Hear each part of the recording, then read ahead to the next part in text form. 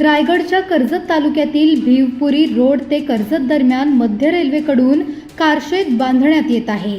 Car shed कामासाठी railway विभागाकडून मातीचा भराव टाकण्यात येतोय। या भरावामुळे परिसरातील गावांना महापुराचा धोका निर्माण होण्याची भीती ग्रामस्थांनी व्यक्त केली आहे। हा उल्हास नदीच्या कडेला जी गावं बसलेली आहेत, वावा, बेंडसा, भातगाव, तर हा जो भराव हा रेल्वे पाणी नदीचा पाणी जेव्हा पूर येतो ना, तर हा रेल्वेला लागला येतो पूर्ण। तर हा जो भराव 8-10 फूट जो भराव झालेला आहे, तर हा जेवढा पाण्याचा जो साठा होण्याची जागा होती तिथेच हा रेल्वेने भराव केला आहे। आणि हा पाणी आता सर्व त्या नदीच्या पलीकडे पलटी मारणार, म्हणजे गावाला फटका याचा 100% यावर्षीच बसणार आहे। गेल्या वर्षी 2021ला जेव्हा पूर झाला, 2021ला झाला, 2005ला 3ला एकदा पूर झाला होता, तर तेव्हा पूर्ण गावामध्ये पाणी होतं आमच्या, म्हणजे घरामध्ये आमच्या खालच्या साईडच्या घरामध्ये कमी 2.5 ते 3-4 फूट पाणी होता। आज पण तुम्हाला ते फोटो आमच्याकडे अवेलेबल आहेत त्याचे। दरवर्षी पावसाळ्यात वावे, बेंडसे, भातगाव आणि बार्डी या गावात पूरसदृश्य परिस्थिती निर्माण होते। हा भराव झाला तर परिस्थिती आणखी गंभीर होऊन जनजीवन विस्कळीत होईल असा इशारा ग्रामस्थ देत आहेत।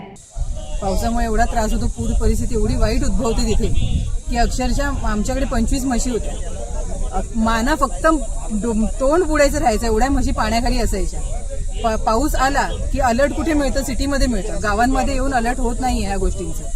पूर आला की टोटल ब्लॅकआउट होतं। अंधारातनं बॅटरी काय जायचं कसं एवढ्या अंधारातनं? जनावरांना मुक्त करायला गाड्या असतात लोकांच्या, काय असतं, पेंडा भिजतो खूप, म्हणजे एवढं नुकसान ना, त्याला काही अर्थच नाही राहत। आणि आता त्या पुराचा एवढा कंटाळा आलेला आहे ना की ऍक्च्युली रेल्वेवाल्यांनी, सरकारने ह्या गोष्टीचा खरंच विचार करून ह्याच्यातनं काहीतरी मार्ग काढावा। आता ते नाले जे बांधणार आहेत त्यांचं सगळं पाणी जे आता जमिनींमध्ये विखुरलं जातं ते आता नदीलाच मिळणार, त्याच्यामुळे तर नदी एवढा ओव्हरफ्लो होणार की आधीची पूर परिस्थिती कितीतरी पटीने चांगली होती आणि याच्यामध्ये मनुष्यहानी होण्याचा खूपच मोठा धोका आहे। या गंभीर परिस्थितीची माहिती ग्रामस्थांनी रेल्वे विभाग तसेच महसूल विभागालाही दिली आहे, पण दोन्ही विभाग एकमेकांकडे बोट दाखवत नागरिकांच्या जीवन मरणाच्या प्रश्नाकडे दुर्लक्ष करत असल्याचा गंभीर आरोप नागरिकांनी केला आहे। आज तहसीलदारांनी आम्हाला टाइम देऊन तहसीलदार इथं हजर राहिले टायमामध्ये, मग काय आता अधिकाऱ्यांचं घ्यायचं? मग प्रशासन याकडे दुर्लक्ष करतोय का?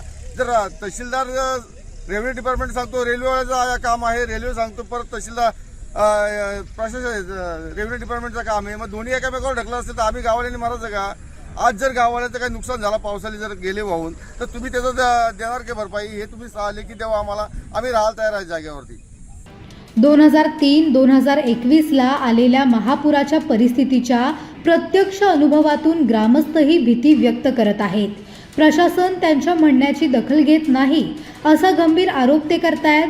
परिसरातील गावांच्या सुरक्षेला, ग्रामस्थांच्या जीविताला अग्रक्रम देऊन या संभाव्य धोक्याचा अभ्यास करूनच पुढील निर्णय घेण्यात यावा अशी मागणी ग्रामस्थांनी केली आहे। रेल्वे विभाग, महसूल प्रशासन आता यावर काय निर्णय घेते हे पाहणे महत्त्वाचे आहे।